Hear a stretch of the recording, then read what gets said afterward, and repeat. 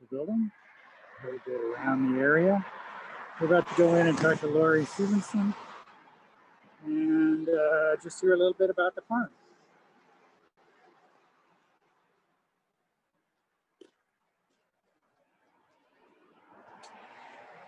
Thank you. Have been watching from the town. So Chris Ryan is watching, and Rebecca was watching for a little while until she showed up in person. So that's why we've got this thing going. Okay. So just a couple of thoughts about sort of what's going on with the farm, how you're thinking about it. Obviously, we're here interested in soil. Yep. And sort of soil health, soil management. And so those are the kinds of things we're interested in talking to you about. And also like what keeps your farm a farm. You know. These people right here. These guys? Nice job, everybody. Yep. Every year. Yeah, very good customers. Love it. Every week, constantly, yes. Wow, cool. Buy local. Yep. Exactly. When you get 10 pounds, you get 5 pounds in your house. It's like, why wouldn't you? Huh? Yeah. I was telling me, okay, who you go to? Just go to one of them. Yeah. Well, So, Keith, you want to jump in? Sure. So we've been looking at nature-based solutions and soils as a component of that for, you know, vulnerability to climate change and other things that are happening. Yeah. One of the things we're curious about is, you know, the changes that you've seen in terms of the production of your farm and how you might be adapting your management for those changes. Yeah. As far as we're planting more later variety apple trees because September is a lot warmer than it used to be. Yeah. So we're finding that people are coming out, you know, we used to have people the 1st of September. Right. You know, and pick apples, and now it's more the end of September into October because it doesn't feel like doesn't apple time. feel like People are apple. still swimming. They're still going to the Cape or whatever. So, you know, we're focusing more on some later variety apples that will get us more into the end of October, mid to late October. Yeah. Are you finding those do better, or does it not matter? It doesn't matter. It's just that people, you know, that they want to pick. It's the apple variety to have. And do you mostly do you pick or is it a mix? Do pick and then the farm stand. Yeah. Yeah. So we don't wholesale an awful lot, just sell for Sure. certain people, whatever, but we don't do much wholesaling. Yeah. How many acres are you growing on? Roughly about 50 acres between orchards and fields. Yeah. Approximately. So you're growing some annual vegetable crops? We do pick your own pumpkins. Yeah. So we grow all our pumpkins, gourds, squashes, most of the vegetables, tomatoes, corn, most of the minor ones that we can do around here. And then supplement with things that are a little bit more time consuming. Yeah. And fussy. How have you noticed any, you know, shifts in the seasonal rainfall patterns in general, and if so, how has that been affecting? Well, this year brought it. Yeah. Obviously. And between that and I don't really know if it was because it was hot too that we didn't get a lot of pollination with like the pumpkins and the squashes and stuff. We had half the crop that we had last year. You know, we have the same problem. That's too. so funny. Yeah. Yeah. So don't know if it was because of the heat or what caused it, but yeah, we did the same amount of acreage and got half the crop. Way less crop. Yeah, a lot didn't pollinate at all. Interesting. So yeah, and also the deer, the woodchucks, Yeah, the rabbits, they all contributed to it. But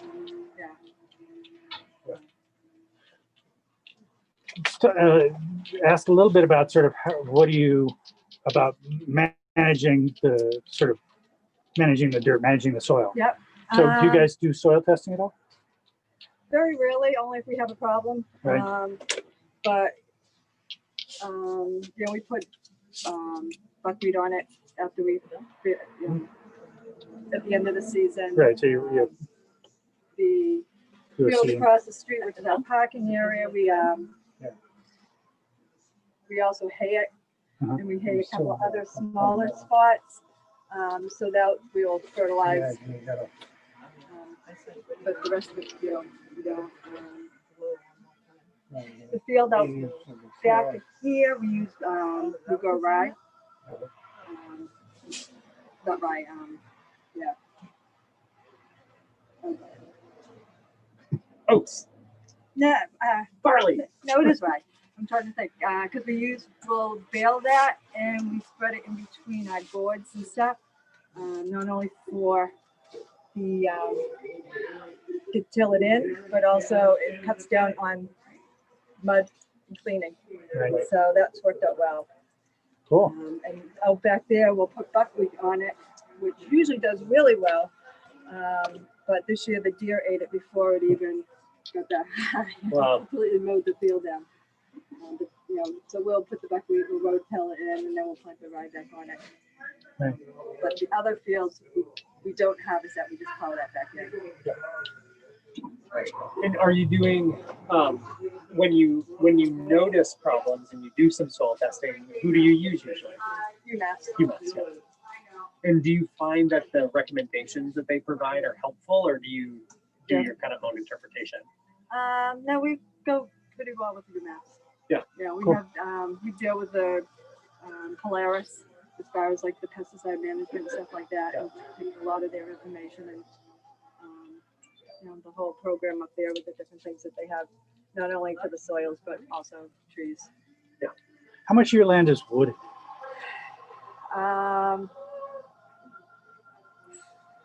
It's like, well, it's 150 Sorry, acres. we keep There's asking tough 150 questions. acres across the street, and probably 90, a good portion of it's wood. Okay. Yeah. Yeah. Do you guys harvest? Do the wood harvesting at all? No. Like never. No, there's just not enough hours in the day. Yeah. Yeah. I mean, we've had people come but we've never, Not that you should. I'm Yeah. just wondering. Yeah. we just leave it more natural and there's a buffer. Yeah. Cool. Awesome. Okay, we should probably stop bugging you. Okay. Hope you guys you're being very patient. I'm still working on, I'd be doing the same thing if you weren't here, so. You're welcome to go wherever. Any spot you think we should totally look at for either seeing something problematic or seeing something that's working really well? I mean, if you're looking for soils, our main fields are like the one back there, or the big field, which is at the end of the orchard down there, which you can drive down to there.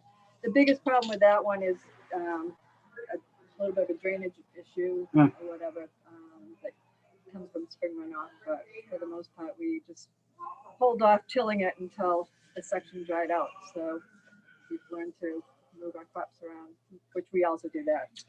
We rotate everything every year. All right. Leave a section untilled, different rotating and stuff like that. So you rotate Like, them and manage them. So even in the rye pumpkin area that you're describing, it moves around over time. that one always stays for the rye, but because there's a small one here, there's one on East End Road. So we'll take a third or a quarter of it, or depending on whatever, and we'll leave it still for a few years. Yeah. And then keep rotating it across the field. Yeah. The big one down there is a little bit harder because that's where I put on pumpkin. That's good. So, probably fine. That makes sense. Cool. And have you all been farming here for a long time? my grandfather bought it in '36. Wow. So it's been going since then. I'm going to take the opportunity. Can you want to hold that up for a sec? Oh, come on. Looking great. John, isn't that awesome? Yeah. All right. Fabulous. Thanks a lot. Multitask. Yes. Did Always. they want a picture of That's you fine. holding it? That's how it goes. And do you have a next generation taking over the farm? We're not sure about that yet. Yeah. I have 4 nephews, so Okay. we'll see where they land. Sure. Well, thank you so much for taking the time to talk with Yeah, us. thank If you, you think of Laurie. anything you think we should know, as we think about the recommendations we're going to make about protecting farming and forestry and other towns, let us know. You can get in touch with us through Rebecca. Right, sweet. All right, thank you. Thank you. Yeah. Thanks, Lori. All right, Thanks, we'll see guys. ya. We learned a lot too.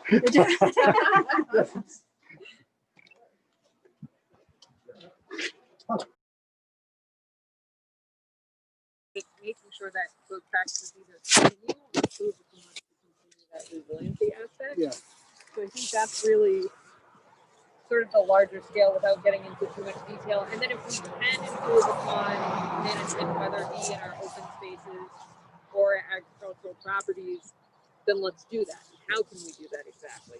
And that's what I want to see come out of this project. And that's exactly what we propose to do. Yeah. Also, if we need to, I know earlier we talked about, or I think it was Chris Ryan was talking about the succession of landowners and what happens next. And that's important as well, specifically on properties like this where it's been family run for so long. Do we have people who are going to take care of it in the future, or does the town or another entity need to assist with that and say, hey, let's conserve it, let's continue these practices, let's reach out to different programs to try and help you do that. And I think it's also doing an assessment like this and including those important community partners, it's building those relationships so that when we do need to do something like that to ensure the succession of it or the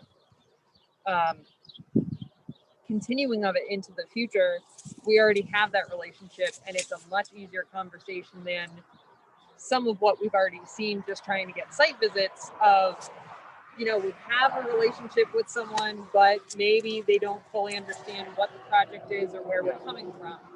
So that's what I see value in as well. Yeah. Thanks for sharing more. Yeah, no problem. Yeah, that's great. And that sort of, this is one of those things that, you know, you always sort of come into this like, well, we're going to gather all this information. It's like, no, that's about a third of what happens. Yeah, yeah. You know, the other 2/3 is another third, which is we're just going to build a bunch of relationships. And then there's a whole nother one, which is like, oh, a bunch of people are going to start to understand what some of these things are. Yeah. And all of those are important. Yeah, and then the education component is huge, just to have people understand what's the point, why are we looking at it. So although we're all here with certain backgrounds and expertise and why it's important, a lot of people who were on the 14 meeting and the stakeholder meetings had no idea what nature-based solutions were, or that was even terminology used, and how can that improve upon the resiliency and the connections between the two. Yeah. So I think that's another one of those portions that you're talking about. It's like a third. Yeah. Awesome. Well, thank you. How do you, so like that's I was just thinking about that with other farming business too. That that's a relationship that they developed with the land and a set of practices that they've been developing for 75 years, right? And to transition that was not a simple thing. Right? There's a relationship that they have to, you have to continue that line and continue that process and transition it.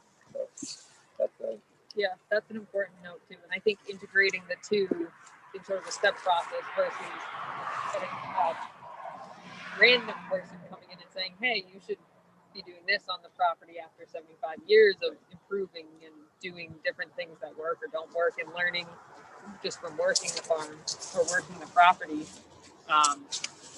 There's definitely value in that as well. Hold up your shovel. All right.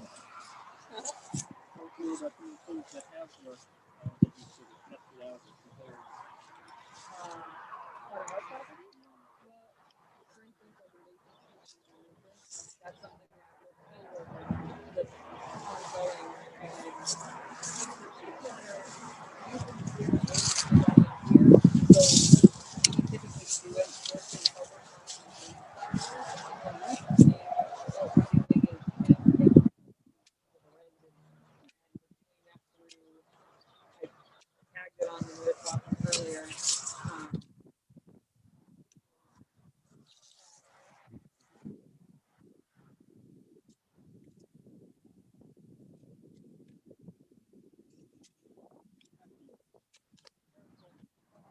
All right, Keith is digging a nice little soil pit in the middle of this field.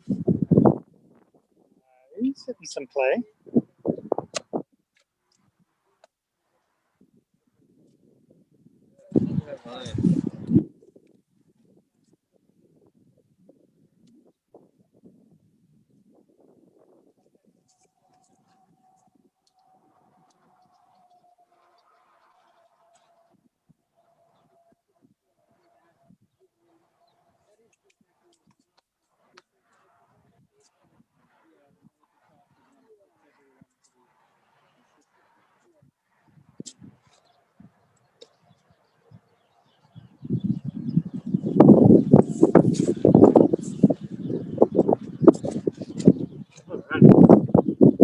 All right, what do we got? Got some redux going on, but it's right.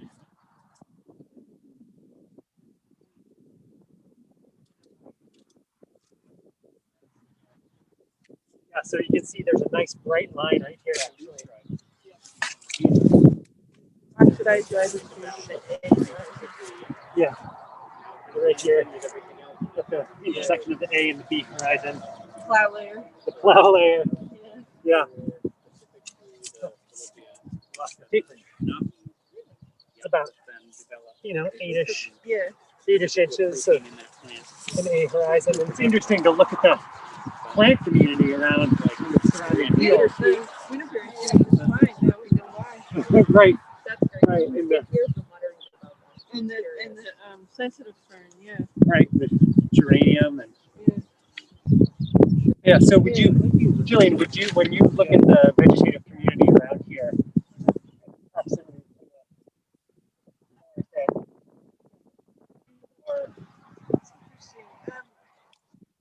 No. That B horizon is probably a little bit right Uh-huh. to have, if you're thinking that the agriculture is happening in the A horizon and B horizon was sort of B. Yeah. I just think that this is on the upland side of the west, but just barely. Yeah. Yeah. So the transition zone, but I mean the nice thing is it's more resilient to drought. Right. In Right. this location. Right. And, gosh, when you're looking at the depletability of this field, the carbon depletability, what do you think? I don't have that. Oh, you don't have that for the moment. In terms of texture. Yeah, I don't have it here. Okay. I would assume that the feasibility be lower because the moisture helps. What's our soil levels here? I was gonna say, come on, join us. So we're pretty. This one here, according to this, is pretty low. Huh. Less than 10,000 grams per meter squared. Huh. That place is fine tuning, very fine tuning. Yeah. I mean, they're really lucky because there's not a lot of stone or rock or gravel or Right. coarse textured stuff. So for agriculture, this is nice. Right. Very nice. Yeah, it's interesting because it's fairly compacted, especially as you get to sort of the midpoint down to the sea horizon. But yeah, the texture is pretty great. Pretty sweet, yeah. And it's sort of, so they're pretty good shape in terms of Yeah. I mean, they may have a little problem with wetness in the spring. Right. In a wet year. Yeah, I can see draining issues. Yeah, Show up. but resistant to drought on the other hand. So All right. Yeah, so it's really, she was talking about how, on an annual basis, they kind of assess their fields and then make decisions about, when to plow and where to plow. So they may wait a little longer before putting stuff in here. Yeah. And no, having that flexibility is something that not a lot of farmers who are farming on a smaller acreage have. Right. They can move it around depending Yeah. on conditions. Yeah. Yeah. Cool. All right. Okay, team, I'm going to turn us off for a sec. Yeah, I'd love to go.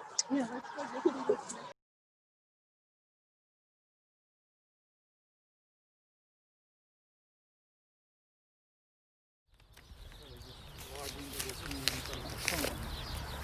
Yeah, I guess they're getting some carbon worked in here. This is their long-term carbon storage. Yeah, and a bunch of the rocks are rounded, meaning, sort of outwashy rather than till. Oh, look at this. Try another hole. While we look around. Nice and gray here. Yeah. So who's the gentleman? What do you have to say? He is a neighbor, and he was just doing some outdoor work and wasn't sure he Wow, Really very excited about the project, and he's gonna look for more. I told him about it. look at that.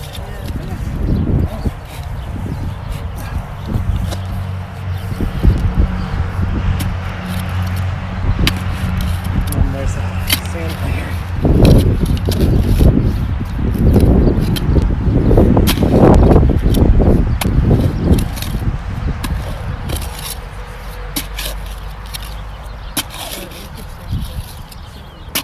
Completely different profile.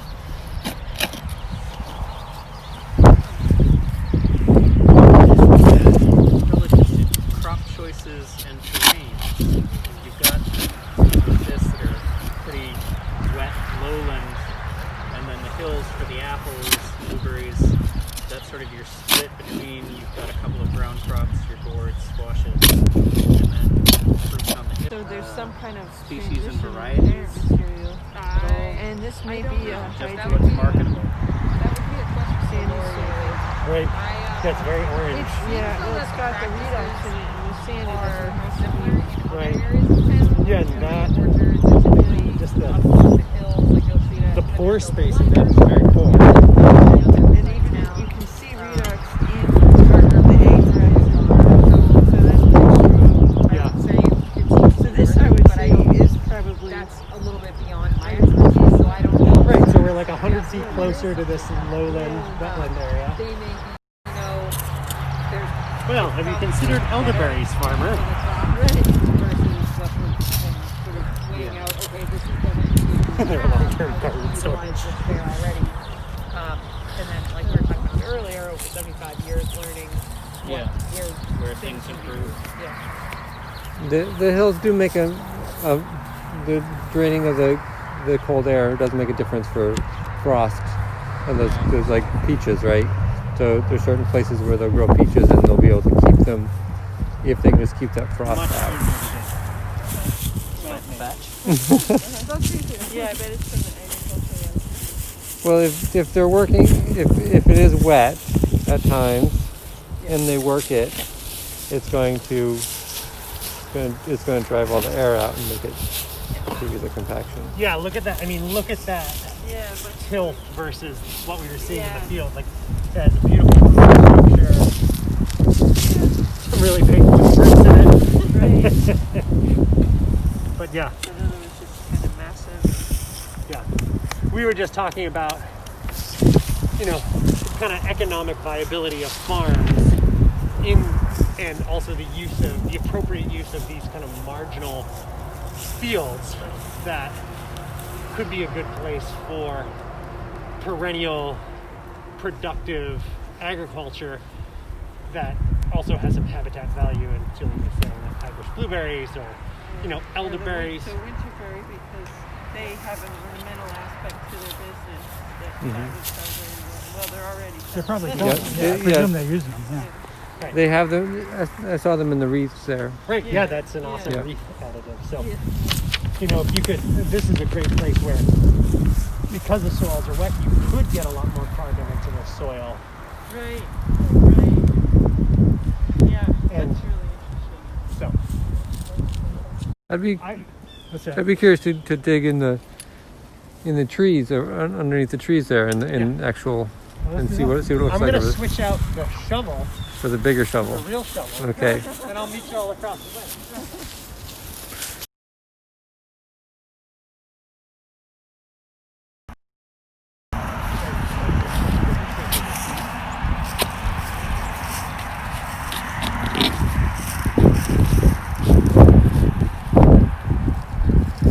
Very different.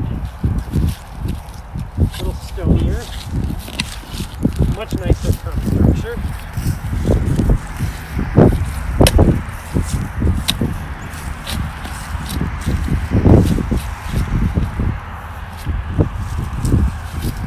Look at this. This is the opportunity with orchards.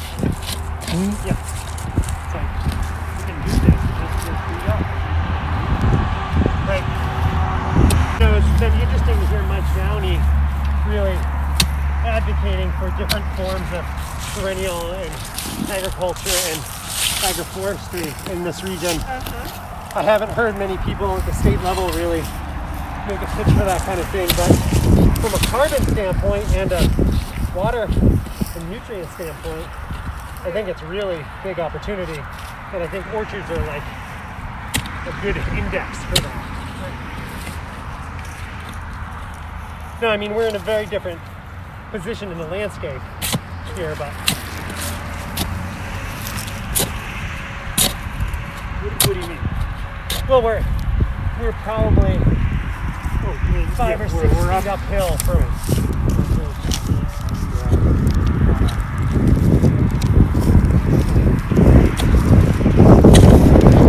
Yeah, but this is, there's an orchard here. Exactly the kind of soil I want to put my orchard on.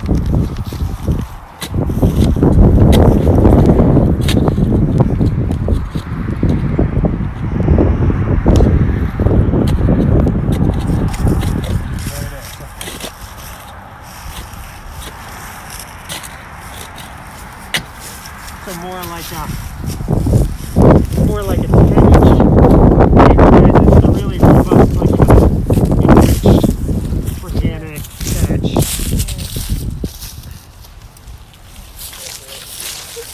Can you get some of that bee right now? Yeah. Outwash again. Yeah. Gravelly, sandy loam. Yeah. I mean, gravelly, loamy sand. Yeah. Yeah. And we're not seeing the redox. Jillian, for our viewers at home, what's redux? Okay. I guess there are no viewers at home right now. Sorry, the viewers at home, for Bosch here on posterity. Yeah. Oh, did you all want to get a... Did you want me to explain As long as redox? you've got a picture. Okay. Yeah. Yeah. Okay. Redox refers to the chemicals in the soil, such as in an upland soil. The iron in the soil is going to be reddish, brownish, and then if you have a wetland situation where it's anaerobic, there's no oxygen or very little oxygen in the soil, the microbes will reduce the iron to a gray color, and that also the water may wash the iron out and deplete the iron out of the water. So both the removal of iron and the reduction of the iron causes wet soils to be grayer. And so we talk about redox features. We actually in a wet hydric soil, you may have most of the soil being gray, but then you'll have little pockets of orange, and those are often referred to as redox features because it's reflecting there's the reduction process going on. And those are areas where some oxygen has come in that little tiny section. To droughty conditions. So as rain patterns get less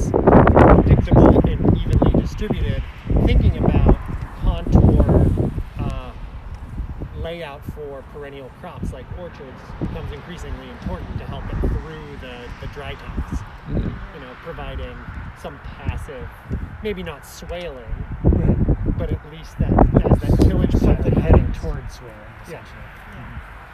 Yeah, or even I'm just thinking like the road, your path, even when you're driving on that, you're going to create these subtle ruts that are just going to pick it up and slow it down rather than channeling it down the hill, right? Cool. What am I trying to ask? What are we seeing as a difference here? Well, What I'm seeing relative to the Stone Edge, where we've got what we know is a long-standing hedgerow on an open space. That's a whole bunch of black cherry up along that edge. So we've got better edge species coming in and giving that a little more structure, but also a better relationship to the agricultural side. And somewhere we have got a clearer cut. The previous orchard had a whole lot more invasive visibly, and there's no reason the two sets should have any different amount of invasive relative to how it's transmitted, except for the plant cover types and the age. The fact that this had vegetation the whole time. And Casey, by transmitted you mean a bird sits there Bird sits and there. poops. Yeah, just carrying it around. They're carrying it around everywhere. They're carrying it into the old growth forests as well, and the old growth forests aren't being damaged in the same way that things that we've disturbed. So we are the key vector for all of these things that are problems for us, as opposed to, hey, these things just showed up. Yeah. Great. Our clients always hate hearing about It's that. not so passive. Yeah. It's not something that's happening to us. It's happening because of us. But there are plenty of good examples of, okay, when the right things are in place. Yeah.